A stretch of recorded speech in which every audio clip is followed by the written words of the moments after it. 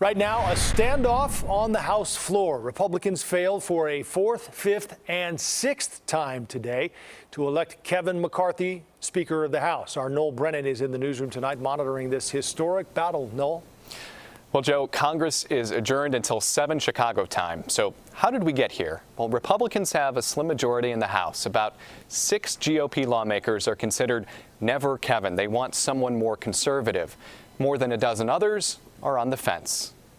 Madam Clerk, I rise to nominate the gentleman from California, Mr. Kevin McCarthy, for Speaker of the House. Madam Speaker, I rise to nominate Kevin McCarthy as Speaker of the House. The nominations keep coming, and the votes do too. A speaker has not been elected. But round after round, Republican leader Kevin McCarthy falls short of the total he needs to be the next Speaker of the House, thanks to about 20 Republicans who refuse to give him their vote. Same outcome.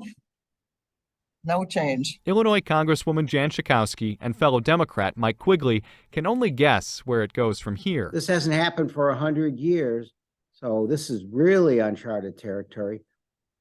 What happens next is just something I don't think that they have thought out. None of us have been sworn in for the 118th Congress. It's very frustrating. What would you rather be doing today rather than casting the same vote over and over and over again? I would like to be looking at what is the legislative agenda, what are the things that we can vote on. Structuring the House, forming committees. But nothing can happen in the House until there's a speaker and all members are sworn in. There's so much to be done, and I'm ready to get started. Work that won't start until a stalemate ends. If we still want to function, we want to show the rest of the world that we can get things done, it begins today.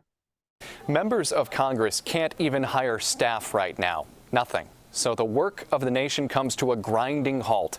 So how long can this go on? Indefinitely, in theory. The longest vote was in the mid-1800s when it took a couple of months.